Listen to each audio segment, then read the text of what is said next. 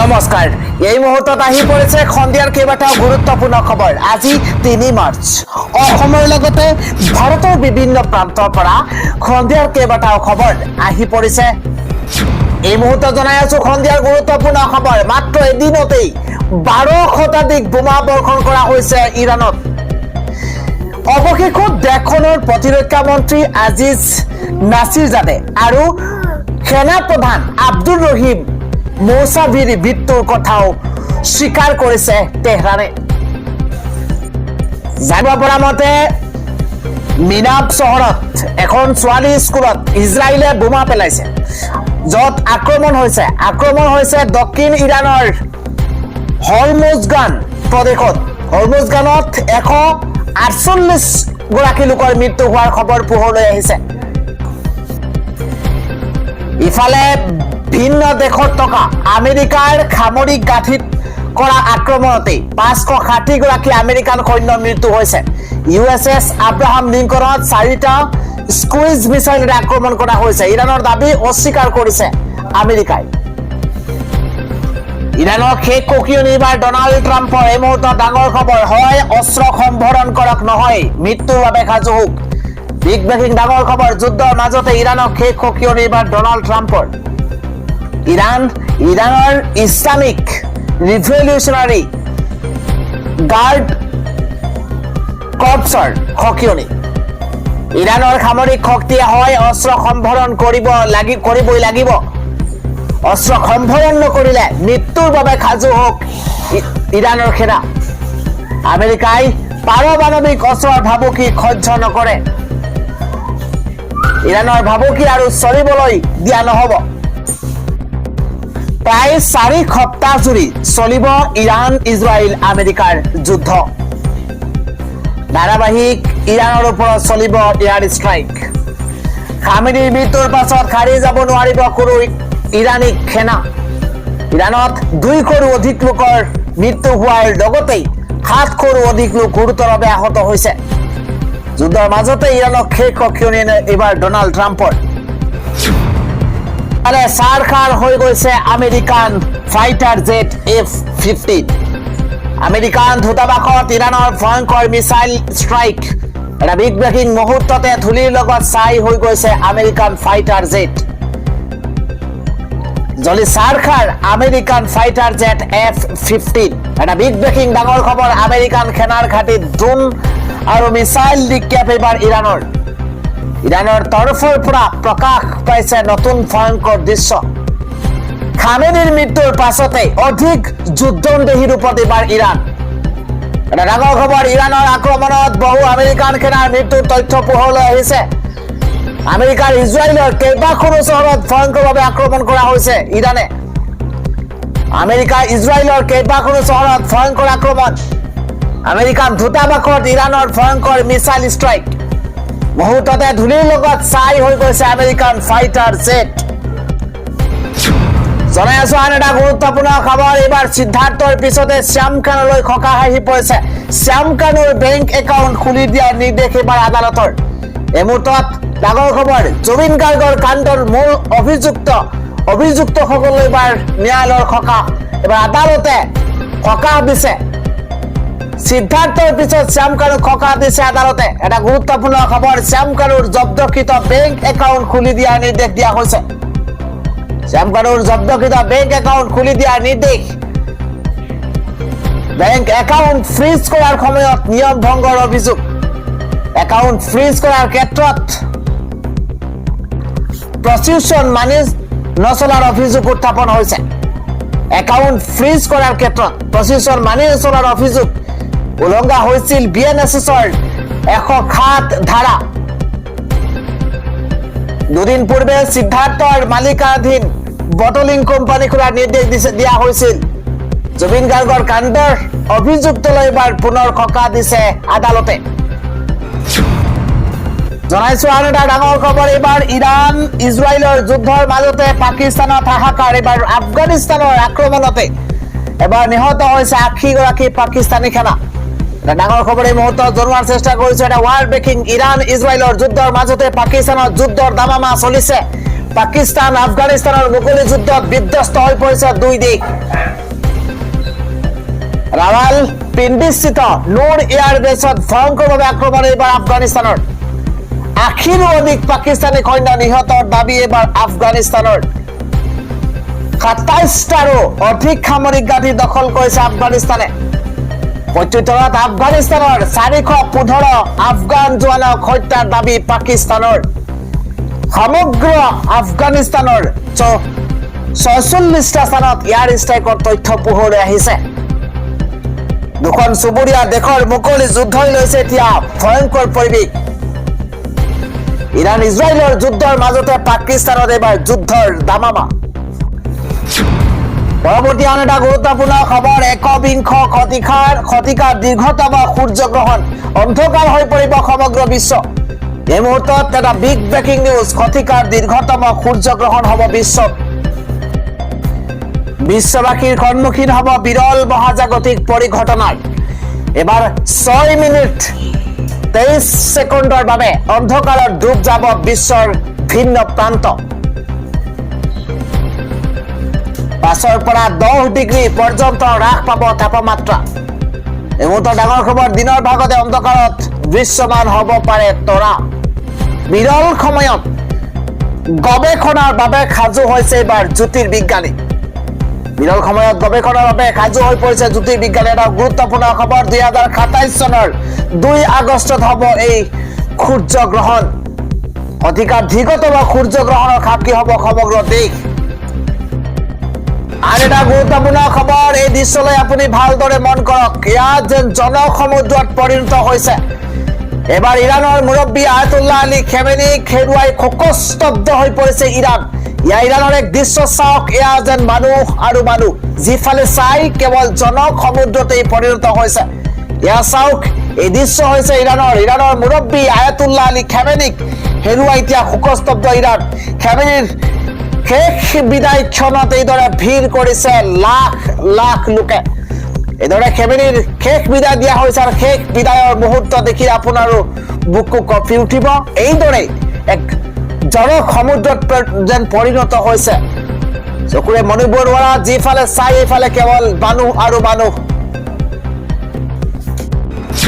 পৰৱৰ্তী খবৰ এইবাৰ চূড়ান্ত পৰ্যায়ত বিৰোধীৰ মিত্ৰতা 27টা সিট বিচাৰিলো 15টা সিটলৈ আহিলো এই মই এলায়েন্সৰ পক্ষতো কোৱা নাই বিপক্ষেও কোৱা নাই বিয়লি 3 বজাৰ পাছত সকলোহে মুখ খুলিব বিধায়ক অখিল গগৈয়ে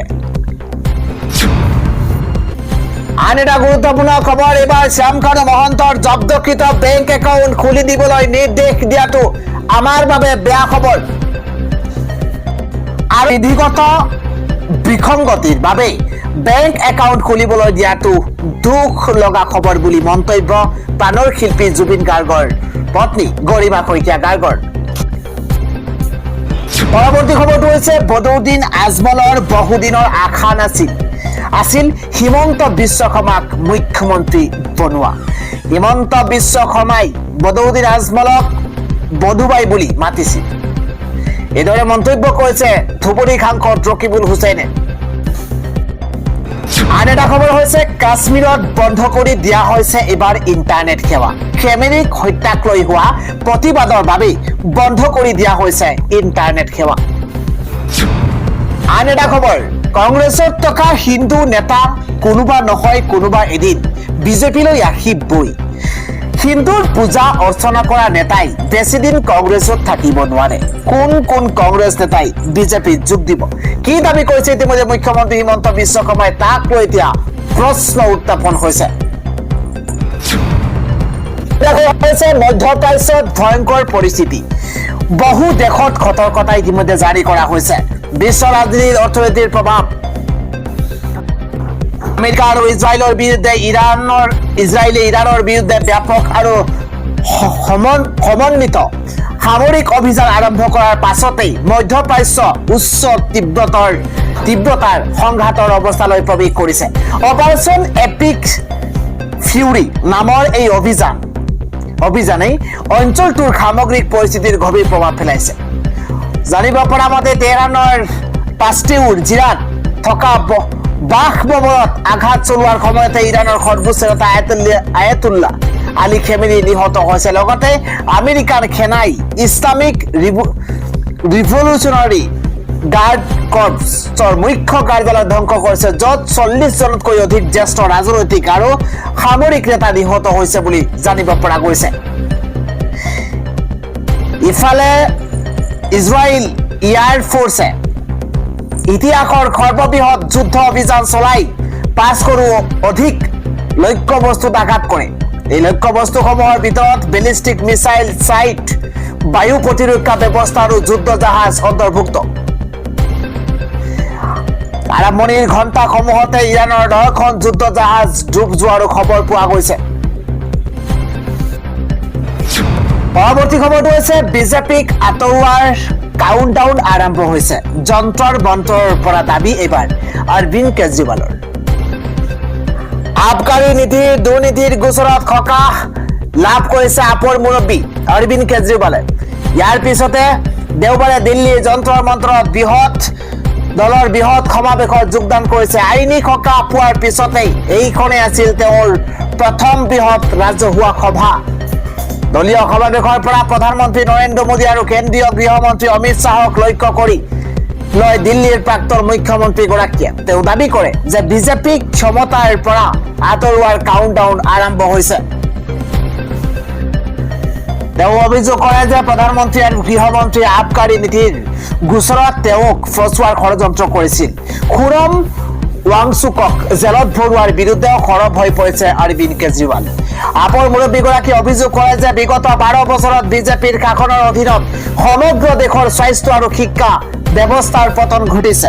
প্ৰধানমন্ত্ৰীৰ উন্নত ভাৰত শ্লোগানক লৈ কেজৰিৱালে কয় যে মানুহে ৰহনে লায়ক ভাৰত বিচাৰে। দিল্লীৰ কথা উল্লেখ কৰি তেওঁ কয় যে বিজেপিৰ শাসনৰ এবছৰতে সমগ্ৰ চহৰখন ধ্বংস হৈছে। বেয়া বাট-পথ, প্ৰদূষিত পানী আৰু প্ৰদূষণৰ বাবে সাধাৰণ জনতা ক্ষতিগ্ৰস্ত হৈছে। একে সময়তেই তেওঁ ভোটাৰ তালিকাত হোৱা ষড়যন্ত্ৰৰ কথাও কয়। তেওঁ কৈছে যে মোদীজী, আপুনি ক্ষমতাৰ বাবে কাম কৰক, মই দেশৰ বাবে কাম কৰিম। 2011 চনৰ 4 এপ্ৰিলত যন্ত্ৰৰ মন্ত্ৰত সংঘটিত হোৱা আন্দোলনৰ কথা সোঁৱৰাই দি তেওঁ কৈছে যে সেইদিনা কংগ্ৰেছ যেনেকৈ আঁতৰিছিল, এইবাৰ বিজেপিৰ বিদায়ৰ সূচনা হৈছে।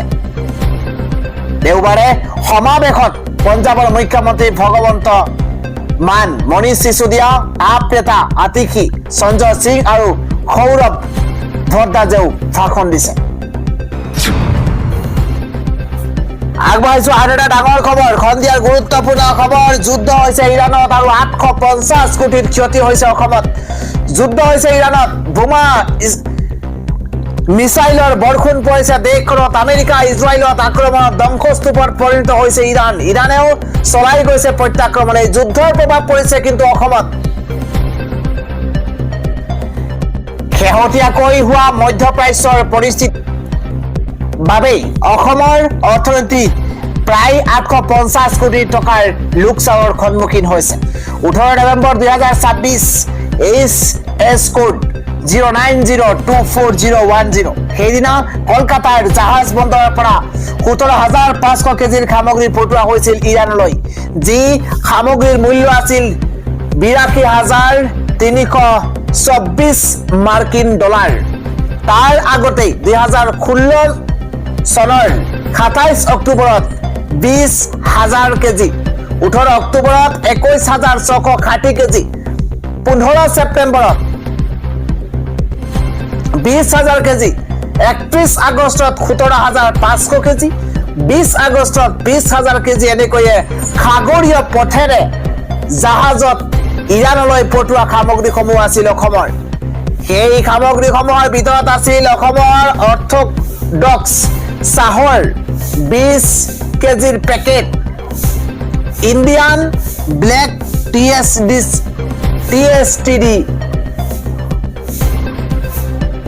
622, আসাম CTC পিৰুৰ ইণ্ডিয়ান ব্লেক টি, হল্ডৱাফ SCD 400 আদিৰ টোপোলা। মাহটোত ৩-৪বাৰকৈ কলকাতা জাহাজ বন্দৰৰ পৰা সেই চাহ পঠিওৱা হৈছিল ইৰাণলৈ। অসমৰ মূলত অৰ্থডক্স চাহৰ এখন ভাল বজাৰ আছিল ইৰাণত। অসমৰ চাহ যিবোৰ দেশলৈ ৰপ্তানি হয় সেই দেশবোৰৰ ভিতৰতেই ইৰাণ আছিল এক অন্যতম দেশ।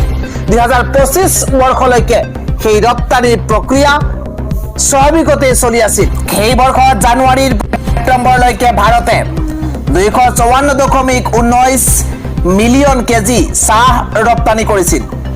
তাৰ ভিতৰতে 10.69 মিলিয়ন কেজি অসমৰ চাহ ক্ৰয় কৰিছিল ইৰাণে। চাহৰ এই বজাৰখন অতি বিশাল। ২০২৪ বৰ্ষতে ভাৰতে মুঠ 233 মিলিয়ন কেজি চাহ ৰপ্তানি কৰিছিল। 2025ত সেই পৰিমাণ 250 মিলিয়ন কেজিৰ সীমা অতিক্ৰম কৰিছিল। চাহৰ এতিয়া তীব্ৰ প্ৰতিযোগিতামূলক আন্তঃৰাষ্ট্ৰীয় বজাৰ। সেই বজাৰতে ইৰাণৰ দৰে এখন দেশক গ্ৰাহক ৰূপে পোৱাটো অসমৰ চাহৰ বাবেই আছিল আশীৰ্বাদ স্বৰূপ। ইৰাণৰ ৰাজনৈতিক আৰু সংঘাতময় পৰিৱেশৰ বাবে যি ধৰণে অসমৰ চাহৰ এই বজাৰখনে চাহিদা থকাৰ পাছতো বিকাশ আৰু বিস্তাৰ লাভ কৰিব লাগিছিল, সেয়া সম্ভৱ হোৱা নাছিল আমেৰিকাৰ দৰে দেশৰ বাবে। প্ৰতিবন্ধকতা থকাৰ বাবে আমেৰিকান ডলাৰত ইৰাণে চাহ ক্ৰয় কৰাটো সম্ভৱপৰ নাছিল। তথাপিও ভাৰতৰ প্ৰতি থকা বন্ধুত্বপূৰ্ণ মনোভাৱৰ বাবেই এই সমস্যা অন্য ধৰণে সমাধান কৰা হৈছিল। আমেৰিকাৰ হেঁচা আৰু ইজৰাইলৰ আক্ৰমণৰ বাবে মাজে মধ্যে সেই ৰপ্তানি প্ৰক্ৰিয়াত বাধাৰ সৃষ্টি হয়। ইয়াৰ উপৰিও মাৰ্কিন ডলাৰৰ তুলনাত ইৰাণী মুদ্ৰাৰ মূল্য হ্ৰাস পোৱাৰ বাবেও তাৰ প্ৰভাৱ পৰিছিল সেই বজাৰখনত। মূলত উজনি অসমৰ চাহ বাগানবোৰৰ বাবে ইৰাণক কেন্দ্ৰ কৰি গঢ় লৈ উঠা চাহৰ বজাৰখন আছিল এক আধাৰ। ইৰাণত 2024ত ভাৰতীয় টকাৰ মূল্যত প্ৰতি কেজি চাহৰ বিক্ৰী হৈছিল 304.45 টকা। 2025ত প্ৰতি কেজি চাহৰ মূল্য ইৰাণত 334.84 টকালৈ বৃদ্ধি হৈছিল।